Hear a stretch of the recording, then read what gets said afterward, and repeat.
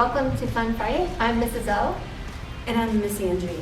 And you can mark another item off of your summer reading list of awesomeness if you try any one of these science experiments we're going to do today. So all these experiments can be done with the items you have at home, so let's get started. This experiment is called the Floating Doodle, and you'll see how it works here. What you'll need is a glass plate or a glass dish. Make sure you have your mother's permission because she will freak out if she sees you with markers and any of her dishes or plates. You're going to need a dry erase marker, not a permanent, a dry erase. And what you're going to do is doodle with permission. I'm going to draw a picture of a boat. I'm going to put thick lines because I read somewhere that thick lines makes this work better. But you can experiment any way you'd like. So this is my boat. I'm going to draw some fish in the water.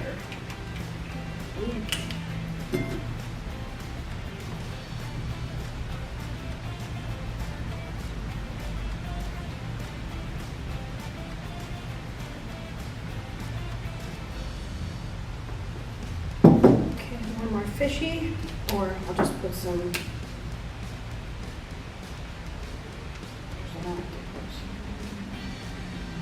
a spider. Okay, so we're gonna wait for that to dry, and then we're gonna come back to this. Okay, while Miss Angie's drawing is drying, I'm going to show you another experiment. And did you know that balloons can scream? Yeah. Okay, see if you can hear this. Do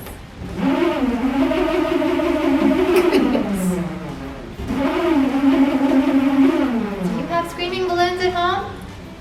Probably not. This involves something that we put inside of the balloon.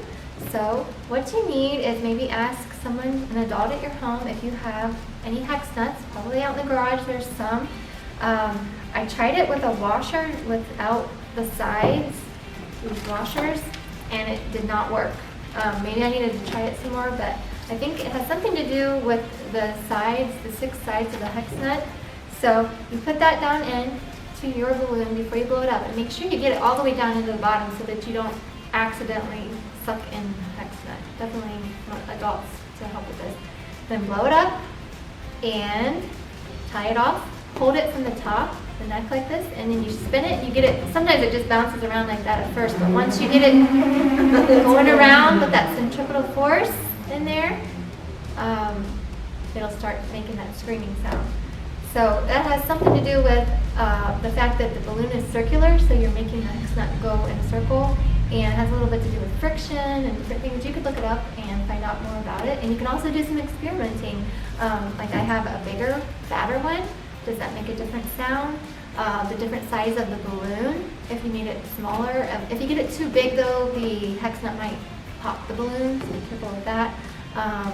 You can just try different things, the way you spin it, and see what happens. Do some experimenting with that. All right, now we're gonna see what Miss Angie's gonna do with that cool doodle she made.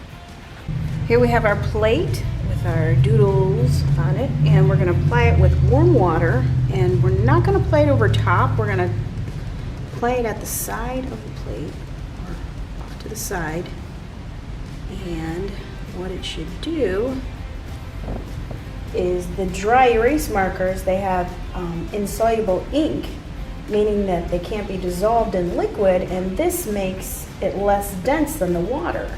And when I pour that over, that's going to pull my doodle off the surface, and it's going to make it float on the water. So let's see. Look like one of our fish detached itself. And there we go. There's the fish. It's moving. Sometimes you'll have to experiment with it.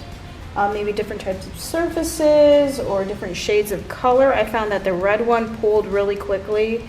And look at that purple still on the plate. Maybe different temperatures of water, but look, your doodles, those fishes are moving. Fish looks like they're turned into flying fish. And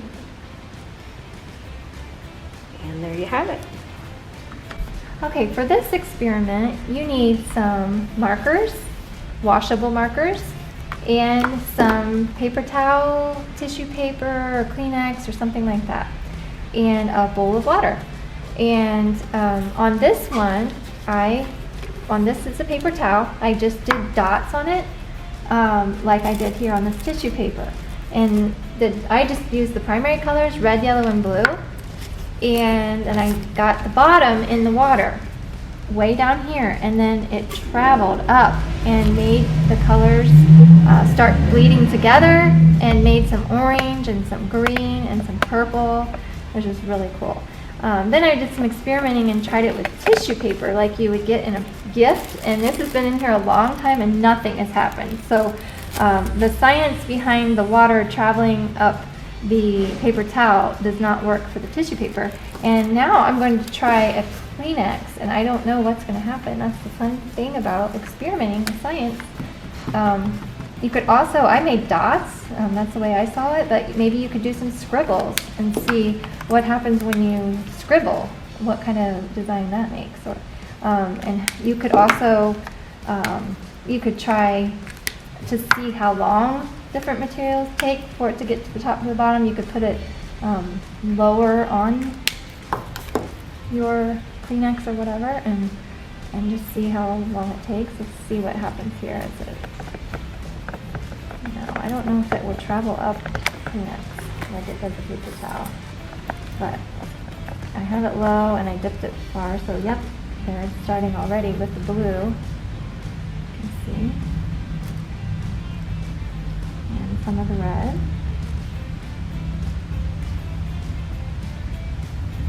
Already starting to get the dots wet and spread them and blend them together. That happened way faster than the paper towel that I used. So you can just, you can try different colors, and you can try different materials, and see what happens. So you can try one of these cool experiments that we did, or you can come into the library. We have so many neat books with more science experiments that you can try. And we would love to hear about it when you come in and let us know what cool things you learned doing your science experiment. Bye.